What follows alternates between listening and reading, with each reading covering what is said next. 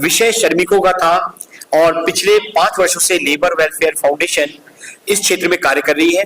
उसका जो मुख्य विषय है जो श्रमिकों का कल्याण है और जो उनका बेस है, उसका जो कहीं ना कहीं हमारे देश में करप्शन होने के कारण वो डिस्टर्ब होता है। तो ये मैंने अपने सुनील गुप्ता जी हमारे जो चीफ सेक्रेटरी हैं आके अपने उत्तराखंड का क्षेत्र देखते हैं, तो इसके आगे आगे बताइए आप। धन्यवाद, प्लीज। धन्यवाद चतुर्वेदी साहब। भ्रष्टाचार एक ऐसी दीमक है जो हमारे विकास और प्रगति में बाधक है, और बाधक ऐसी वैसी नहीं। जिस तरीके से दीमक पूरी बिल्डिंग को खा जाती है, इस तरीके से हमारे देश को खोखला कर रहा है भ्रष्टाचार और घोटाला। देश के प्रधानमंत्री माननीय नरेंद्र भाई मोदी जी भ्रष्टाचार के पीछे, भ्रष्टाचार के लिए मुहिम चला रहे हैं। मैं उस मुहिम में कहीं एक क्षण अपना योगदान दे सकूं, वो योगदान आप सबके सहयोग पर निर्भर करेगा। मैं उम्मीद करता हूं आप सब इसमें अपनी सहभागिता जिस स्तर पर भी है उस स्तर से निभाएंगे और मुझे कृतार्थ करेंगे। भारतवर्ष का एक महत्वपूर्ण प्रदेश है उत्तराखंड, जिसे हम देवभूमि उत्तराखंड के नाम से जानते हैं। और मेरे ख्याल से ये देवभूमि उत्तराखंड वास्तव में एक देवभूमि ही है, किंतु जहां देवता होते हैं वहां असुर भी पहुंच जाते हैं। जहां मिठास होती है वहां कड़वाहट भी पहुंच जाती है, लेकिन उस कड़वाहट उन असुरों को, भ्रष्टाचारी रूपी राक्षसों को हम पनपने ना दें, ये हमारा परम कर्तव्य है, ताकि मजदूर भाई जो श्रमिक है उसकी मेहनत की गाड़ी कमाई या उसको मिलने वाला अंशदान किसी धनाढ्य या भ्रष्ट कारोबारी के हाथों में न जाए।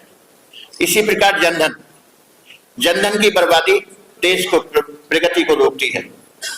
चलिए आज हम बहुत लंबी भूमिका न बांधते हुए उत्तराखंड के दो ऐसे सीनियर मोस्ट ऑफिसर जो स्टेट यूटिलिटी कॉर्पोरेशन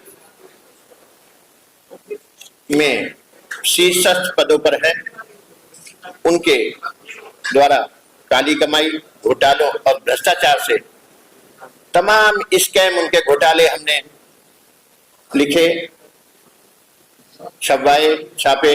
लेकिन आज हमको नेशनल मीडिया की इसलिए जरूरत पड़ी कि बिना दिल्ली के कुछ भी संभव नहीं है। दिल्ली है तो देश है। देश में नेशनल मीडिया का जितना बड़ा योगदान है, तो आज हम आपके मन में एक सवाल गुजर रहा होगा कि उत्तराखंड से यहाँ क्यों आए प्रेस कॉन्फ्रेंस करने। दोस्तों, मैं इसलिए आया हूँ कि मेरी आवाज पूरे राष्ट्र और अंतर्राष्ट्रीय स्तर पर पहुंचे। उसमें आप लोग ही एक सक्रिय भूमिका निभा सकते हैं। तो मैं सोचता हूँ, मैं समझता हूँ, मुझे विश्वास है कि आप इस मुहिम में एक महत्वपूर्ण कड़ी साबित होंगे। बात कर रहा हूं मैं ऊर्जा प्रदेश की। उत्तराखंड ऊर्जा प्रदेश कहलाता है। यहाँ जल विद्युत ऊर्जा अथाह है।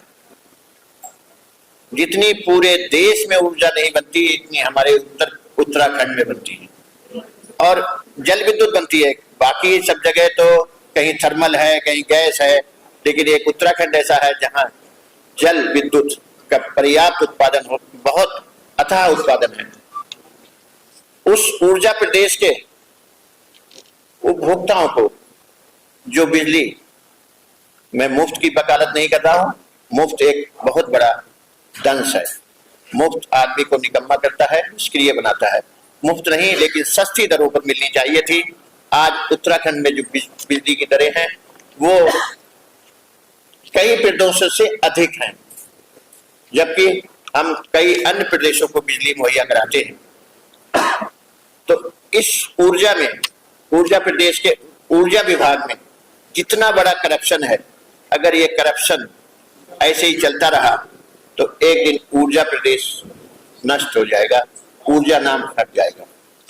ऊर्जा प्रदेश का है महत्वपूर्ण निगम उत्तराखंड पावर कॉर्पोरेशन, जिसे हम निकनेम कहते हैं यूपीसीएल।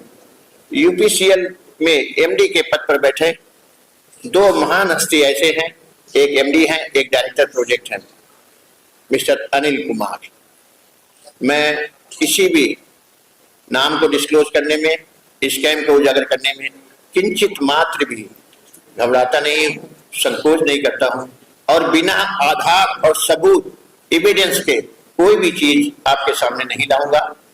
मेरे पास संपूर्ण तथ्य हैं, एविडेंस हैं, आधार है।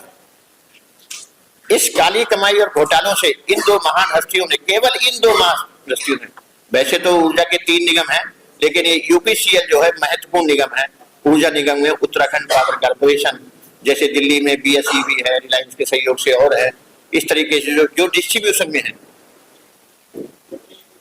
इन दो हस्तियों ने, इन दो माननीयों ने भ्रष्टाचार की काली कमाई से हजारों करोड़ की परियोजनाएं, हजारों करोड़ रुपया यहाँ से एडीबी, पीएचडीएफ फंड, वर्ल्ड बैंक, इन सभी से इन योजनाओं में आता है, जो भारत सरकार की गारंटी पर प्रदेश के इन निगमों को मिलता है। उस धन को किस तरीके से ये दीमक रूपी भ्रष्ट अधिकारी चट कर रहे हैं, ये मैं आज उजागर कर रहा हूं आपके सामने। और इस भ्रष्टाचार की करोड़ों करोड़ों की काली कमाई से इन दो अधिकारियों ने, अभी तो मैं बात सिर्फ 2 अधिकारियों की कर रहा हूं, लगभग 150 से 200 करोड़ की 40-50 संपत्तियां का एक एम्पायर खड़ा कर रखा है। हैरत अंगेज बात है कि इनका एम्पायर दिनों दिन बढ़ता जा रहा है।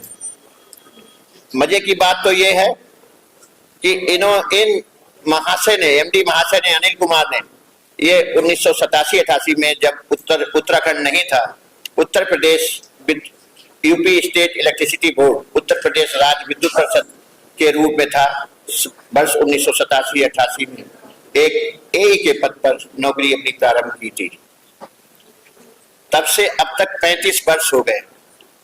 अभी माननीय अनिल कुमार जी का 3 महीने में, 2-3 में, 4 महीने में रिटायरमेंट है। माननीय हमारे इस कोशिश और जीत उसमें जुगाड़ में लगे हुए हैं कि हम कैसे भी एक्सटेंशन पालें, क्योंकि अभी इनका पेट नहीं भरा, इनका पेट नहीं है, ड्रम है। इन माननीयों की अगर पूरी तनख्वाह 35 वर्षों की अगर हम जोड़ लें, जिसमें से एक भी रुपया इन्होंने ना खाने में खर्च किया, आपने ना परिवार के ऊपर खर्च किया, वो सिर्फ 4 से 5 करोड़ बनता है। अगर हम उस समय से 1 लाख रुपए पर मंथ की सैलरी लगाए, जबकि उस समय सैलरी थी 20,000। सन 87 में 20,000 सैलरी बहुत होती थी। 87-88 में 20 से 25 हुई, 30 हुई, 35 हुई। आज 2-2.5 लाख सैलरी पे है। चलिए हम मान लेते हैं कि 1 लाख रुपए सैलरी का एवरेज था, तो उस पूरी सैलरी को 35 साल में अगर पूरा 100% जोड़ लिया जाए, जबकि ऐसा संभव नहीं है, तो वो सिर्फ बनता है 4 से 4.5 करोड़। लेकिन इन महाशय के पास संपत्तियां जो मैं देहरादून उत्तराखंड में खोज पाया हूं, 150 से 200 करोड़ की है। कहां से आई ये संपत्तियां? ये है विषय, सवाल ये है।